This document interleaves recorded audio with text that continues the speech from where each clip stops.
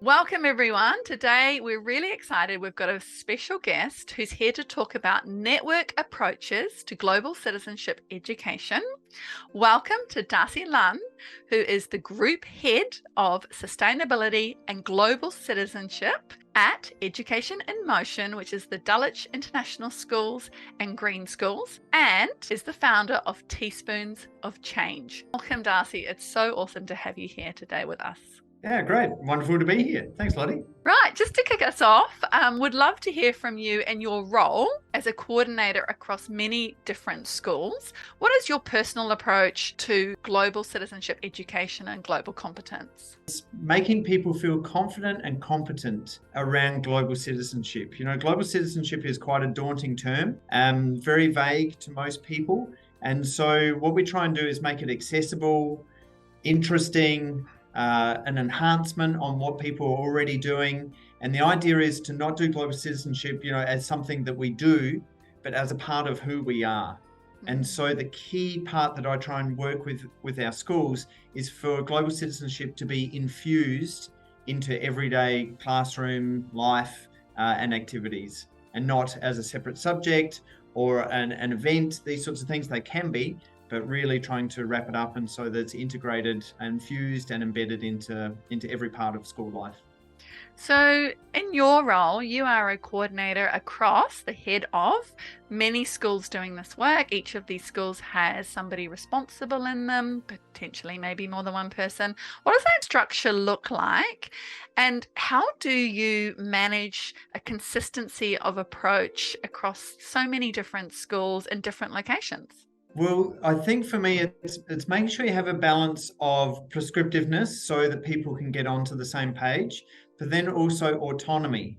So schools have their own sense of their own unique situation and interpretation of global citizenship. So I make sure the rope is pretty loose on that, and that it's not too doctrinated and right, this is the way it should be, but making sure some of the key concepts are there. And then allowing schools to have their own interpretation or personality with them, because then there's greater buy-in. There's a closer association with it because it comes from them. It hasn't come from a group or a top-down type approach. And then in terms of structure, we have global citizenship leads. In a few of our bigger schools, we're very fortunate to have directors or heads of global citizenship. But that's a recent evolution.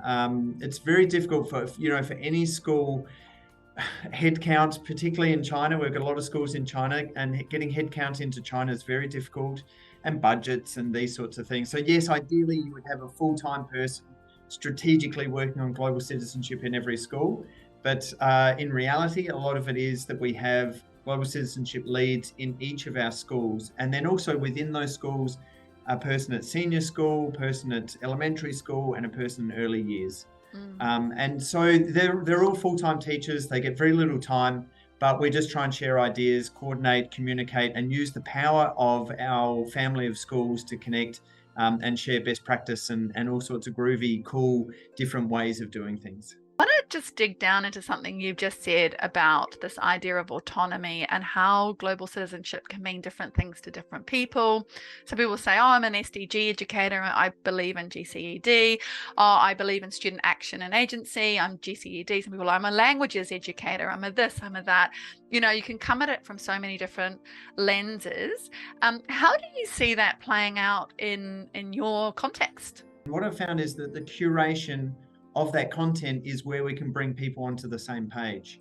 So what we have done is each of our schools have created their own set of global citizenship competencies, but they've generally borrowed off each other's schools. And so there's generally three, which are, we have about a maximum of about 5. There are 3 which are pretty universal and carbon copy from school to school to school. And then then again, you have your own school's sort of personality to add in a couple of others. So that's one thing. But actually in the curation part, what we've done is also create these pillars that we have: learning, planet, people, and policy. And so this follows on from us using an ESG approach, an environment, social, and governance approach, which is a very businessy type thing, but we're utilizing it in our schools for learning and education purposes.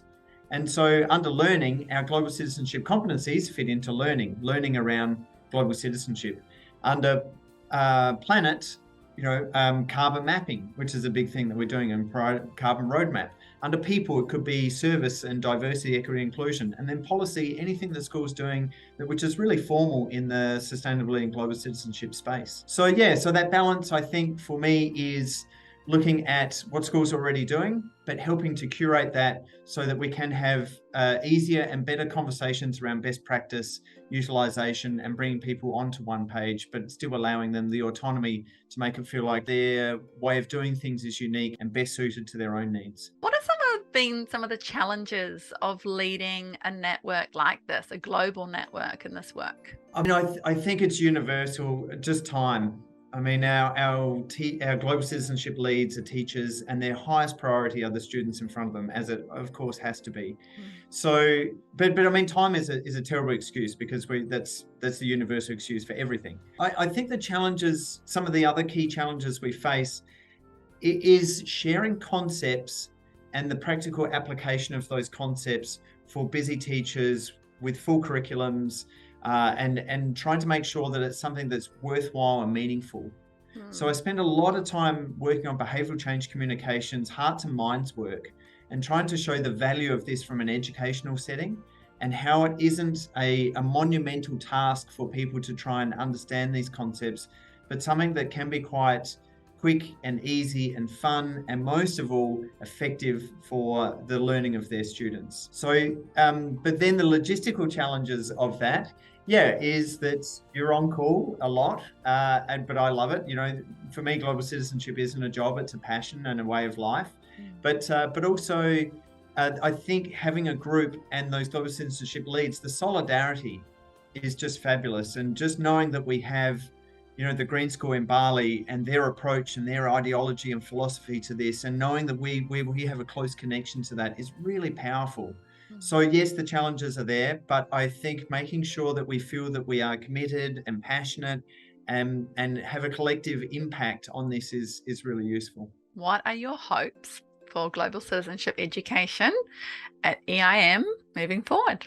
For me, the number one thing is for students to feel that their actions matter. I think that is number one. And so anything and everything we do is to try and have those moments where students can have epiphanies or connection points, or feeling that sense of global connectedness. So making sure we feel like our actions matter, and then understanding that good actions create good impact. For EIM and Teaspoons of Change and all of the work that I do with you and others, is that, we just have a closer sense of that connectedness and community and collaboration.